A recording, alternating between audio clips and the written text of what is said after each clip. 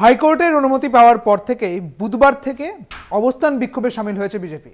আর ঠিক সেখানেই শ্যামবাজারের মোড়ের যে অবস্থান বিক্ষোভ করছেন তারা, ঠিক সেখানেই কিন্তু বাংলায় রাষ্ট্রপতি শাসনের দাবি করলেন দিলীপ ঘোষ। শ্যামবাজারের ধর্ণা মঞ্চ থেকে দিলীপ ঘোষের হুঁশিয়ারি, বাংলার নিরাপত্তায় কেন্দ্রীয় বাহিনী, তদন্তে কেন্দ্রীয় বাহিনী, তাহলে কেন বাংলায় কেন্দ্রীয় সরকারের শাসন চলবে না? জম্মু কাশ্মীরের মতো কেন কেন্দ্রের শাসন নয় বাংলায়? এহেন মন্তব্যই করলেন দিলীপ ঘোষ। পাশাপাশি তিনি বললেন, এ রাজ্যের পরিস্থিতি বাংলাদেশের মতো হবে, বাংলা ছেড়ে পালাতে হবে মুখ্যমন্ত্রীকে, এমনই বিস্ফোরক দাবি করেছেন তিনি। ঠিক কি বলেছেন শোনাবো।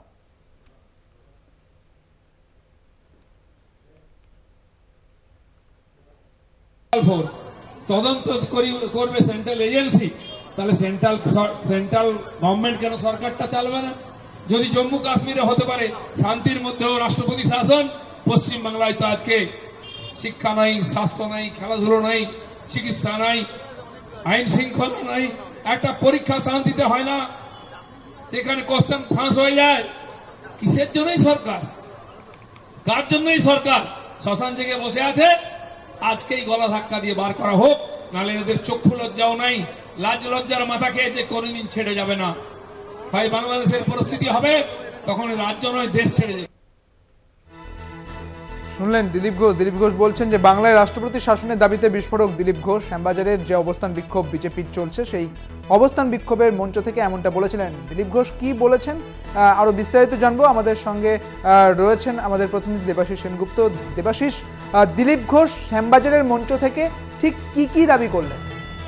দেখো, দিলীপ ঘোষ শ্যামবাজারে যে সভা ছিল কালকে, বিজেপির সভা প্রথম দিনে, সেই সভায় কিন্তু তার বক্তব্য রাখতে গিয়ে প্রথমেই তিনি যেটা জানিয়েছেন যে এই সরকারের বিরুদ্ধে কেন, প্রথমেই তার প্রশ্ন তোলে যে কেন অধ্যক্ষ এবং তার পাশাপাশি কলকাতার পুলিশ কমিশনার কেন এই কথা, আত্মহত্যার কথা বলেছিল।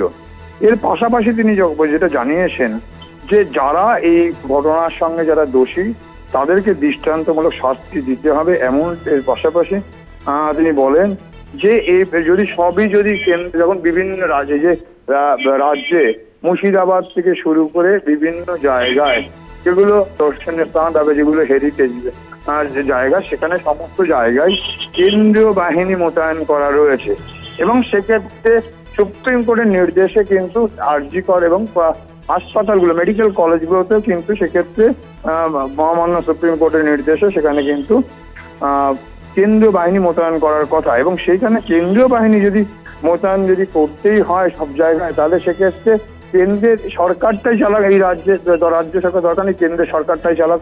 এবং এই প্রসঙ্গে বলতে গিয়ে তিনি জানিয়েছেন যে রাজ্যে যা পরিস্থিতি আসছে তাতে কিন্তু রাষ্ট্রপতি শাসন জারি করার মতো পরিস্থিতি আসছে এবং সেক্ষেত্রে যে আগামী দিনে সেক্ষেত্রে কিন্তু রাজ্যের সাধারণ মানুষের কাছে কিন্তু তারা যেটা পরিষ্কারভাবে জানিয়েছেন যে সেক্ষেত্রে দাঁড়িয়ে যে আগামী দিন যেভাবে দিন আসছে সেটা ক্ষেত্রে বাংলাদেশের সঙ্গে উদাহরণ বলে যে বাংলাদেশে যেমন যে ধরনের গণ অভ্যুত্থান হয়েছে সেই দিন আসবে, কিন্তু বাংলাদেশের মতো জায়গায় আসবে সেক্ষেত্রে কিন্তু সেখানে কিন্তু খেতে পারবে না, এমনও কিন্তু পরিস্থিতি, দানা পানি জুটবে না, এমন ভাবে কিন্তু তিনি বলা যেতে পারে যে রাজ্য সরকারকে বিদেশের এবং রাজ্য সরকার প্রকারান্তে মুখ্যমন্ত্রী কিন্তু বিদেশেন। অর্থাৎ তার কথার মধ্যে একটা স্পষ্ট যে দেবাশিস, তুমি আমাদের সঙ্গে থাকো। এই মুহূর্তে আমাদের সঙ্গে রয়েছেন তৃণমূল নেতা জয়প্রকাশ মজুমদার। জয়প্রকাশ বাবু, কলকাতা টিভিতে আপনাকে স্বাগত জানাই। দুটো জিনিসের প্রতিক্রিয়া নেব। একটা হচ্ছে দিলীপ ঘোষ, তিনি বলছেন যে যখন সুপ্রিম কোর্টের নির্দেশে বাংলা নিরাপত্তা কেন্দ্রীয় বাহিনী করছে এবং হাইকোর্টের নির্দেশে তদন্ত কেন্দ্রীয় বাহিনী রয়েছে, তাহলে কেন বাংলায় কেন্দ্রীয় সরকারের শাসন চলবে না? পাশাপাশি তিনি বলছেন যে বাংলার অবস্থা পদ্মাপাড়ের মতো, অর্থাৎ বাংলাদেশের মতো হবে, মুখ্যমন্ত্রীকে ছেড়ে চলে যেতে হবে। কি বলবেন?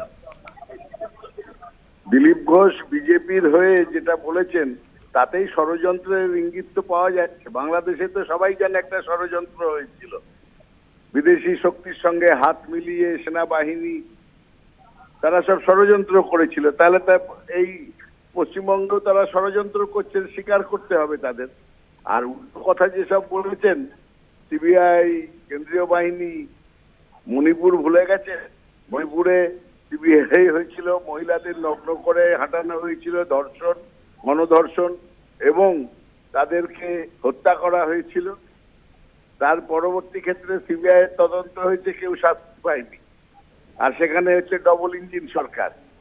দিলীপ বাবু আগে মণিপুরের ব্যাপারে একটা সিদ্ধান্ত নিন, সেখানে রাষ্ট্রপতি শাসন না বিজেপির শাসন, তারপর বাংলা নিয়ে কথা বলবে। আর সাহস থাকে বাংলায় রাষ্ট্রপতি শাসন করার চেষ্টা করে দেখান না কি হয়, মানুষ তখন তার উত্তর দেবে। দিলীপ বাবুর আর বাড়ি থেকে বেরোতে পারবেন না।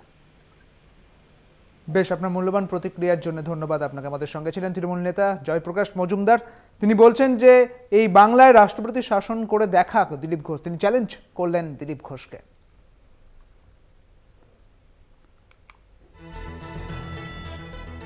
অর্থাৎ বাংলায় রাষ্ট্রপতি শাসনের দাবিতে বিস্ফোরক দিলীপ ঘোষ। তিনি বলছেন বাংলার অবস্থা বাংলাদেশের মতো হবে এবং মুখ্যমন্ত্রী মমতা বন্দ্যোপাধ্যায়কে তার মুখ্যমন্ত্রিত্ব ছেড়ে পালিয়ে যেতে হবে, এমনটাই দাবি করছেন। এবং তিনি বলছেন যে যখন সুপ্রিম কোর্টের নির্দেশে নিরাপত্তার দায়িত্বে থাকে কেন্দ্রীয় বাহিনী এবং যখন হাইকোর্টের নির্দেশে এর তদন্ত করে, অর্থাৎ আরজিকর কাণ্ডে তদন্ত করে কেন্দ্রীয় বাহিনী, তাহলে বাংলায় কেন্দ্রীয় সরকারের শাসন কেন চলবে না? রাষ্ট্রপতির শাসন চাইছেন, বিস্ফোরক দাবি করেছেন শ্যামবাজারের বিক্ষোভের মঞ্চ থেকে দিলীপ ঘোষ।